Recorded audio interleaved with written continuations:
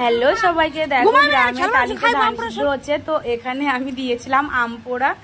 আর কি বলবো তোমাদেরকে, গ্রামে প্রচন্ড রোদ ছিল, প্রচন্ড গরম। আর কি বলবো তোমাদেরকে, তো এই গরমে যদি একটু টক হয় কি বলবো, আর বলার কিছু নেই। তো যেমনি বলা তেমনি কাজ। আর গাছে আম ছিল, গাছের থেকে আম পেড়ে আমি আম পোড়া দিয়ে দিয়েছি। আর এদিকে দেখো লেবু পাতা দিয়ে আম পোড়ার শরবত বানানো শুরু করেও দিয়েছি।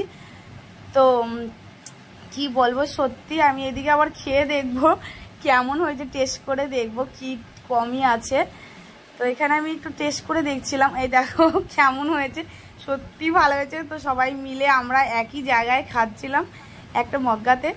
তো দেখো সবাই খেয়ে বলবে, আমার দিদি, মা, নাতি, মানে সবাই খাচ্ছিলাম, একটা মগেই করেই খাচ্ছিলাম।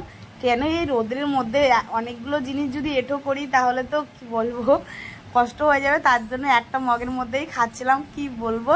তো দেখো সবাই খাচ্ছি আমরা একই মগে। আমার দিদি এই তো দেখো ধান সিদ্ধ করছিল এদিকে, আর এসে আবার আম পোড়ার শরবতটা খেলো, খেয়ে বলছে কেমন হয়েছে। ভিডিওটা এই পর্যন্তই, ভালো লাগলে লাইক, শেয়ার ও সাবস্ক্রাইব করো। বাই।